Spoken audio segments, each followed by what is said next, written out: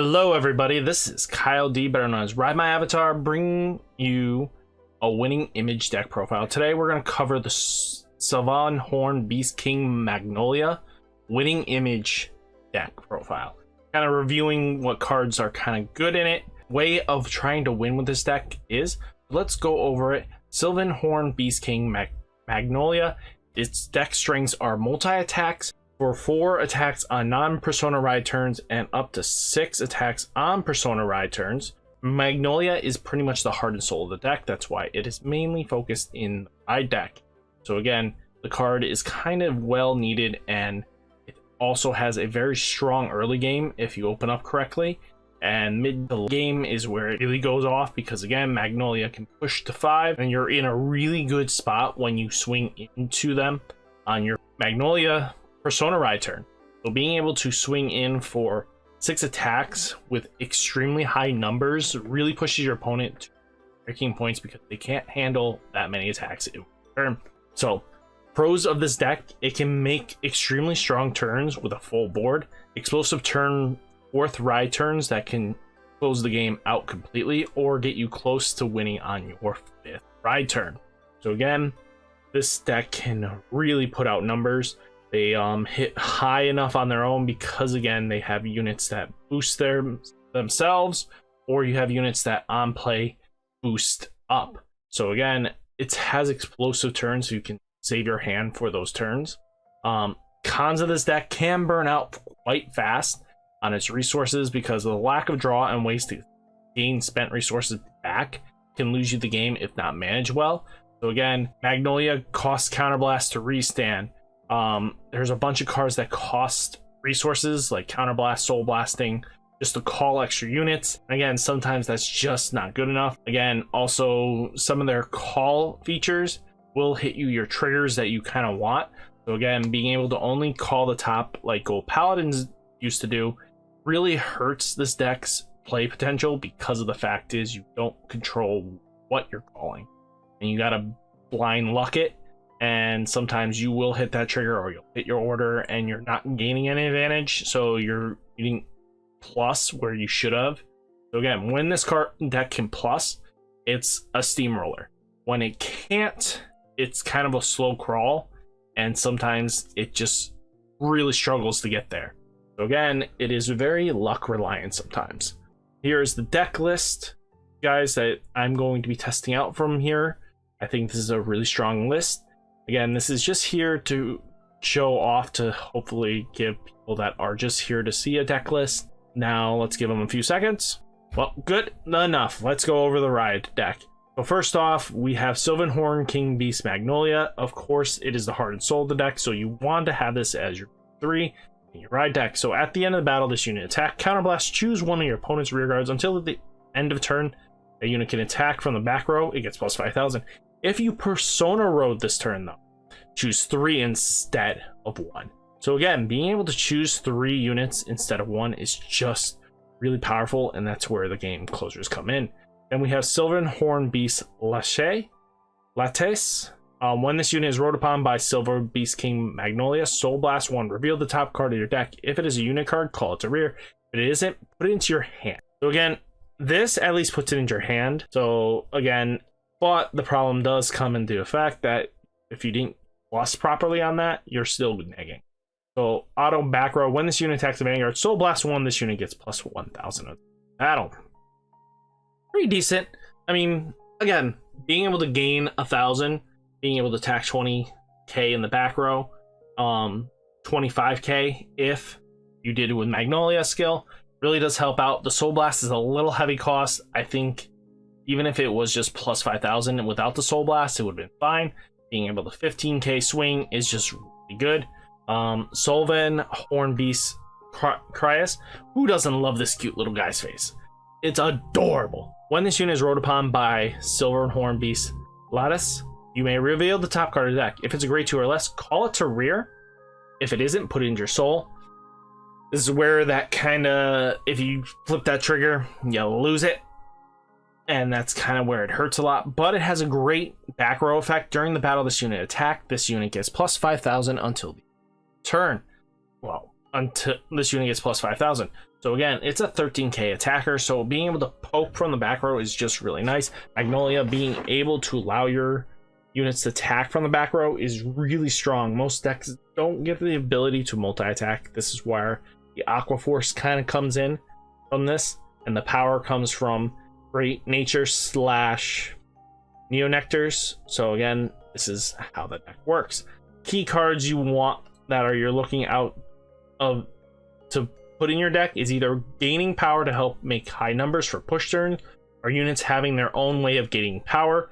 Abilities to recall lost units are sometimes really useful because again, you are restricted on resources that you might lose because of retirements, or your opponent just keeps swinging or throwing them into soul. I mean, again, Barrow Magnus, if they do that too many times, yeah, it sucks, but again, you can control how much soul blast you get. So being able to just do that and then force your opponent to burn, giving you soul, might help you out in the long run. So we have grade 2s you want to see is Sylvan Horn Beast Gasala. So back row rear guard, when this unit attacks, counterblast, choose one of your other rear guards. It gets plus units power until the end of turn. So what is really nice is if you can choose, you can swing with this one on your third attack. After your Vanguard swings on your final push turn, swing with this one next.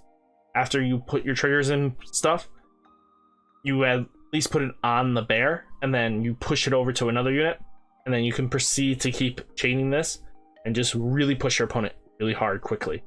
Another card that you really want to have is Sylvan Horn Beast Dogger. So if you have 4 or more other rear guards, this unit gets plus 5,000. Again, who doesn't like the Lion King, right? We got a tiger anyway, so slash lion looking thing. So again, I really do like this card just because again, it's free 5,000 where it becomes a 15k power, so it doesn't hurt itself for just having consistent, and it fits what a key card should be for this deck.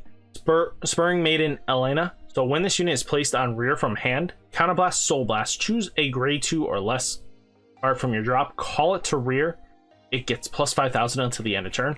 Really nice. It makes it a little restrictive because again, if she could choose herself, you could fill a board quickly just by using counterblast, soul blast, 2 of them, and boom, you kind of just fill your board real quickly. But what's really nice is being able to call, let's say, you know, our Charis, because again, 18k attacker by himself, so it really does help out, or plus whatever else you give it. So again, it can hit really high numbers pretty quickly. So again, these are the grade 2s you kind of want to be looking out for, that you want to have either in your opening hand or get to by the time you are finishing up. So again, remember, these cards are super important and they're really needed. Key grade 1s, of course, Conclusion Mutant Armenteus. So when this unit is placed on rear guard, choose one of your other rear guards against plus 5,000. It is completely free for the on place. So what's really nice is it doesn't have to recall from hand. So if you use, let's say, Elena plus Armenteus, so now Armenteus has 5,000. Now Elena gets plus 5,000. Now for that, you are now plus a 13k booster and a 15k attacker in the front. So again, you're now having a big column that just really hits hard like a truck. So you get 28k column, or you have just swingers in the back just to do its thing.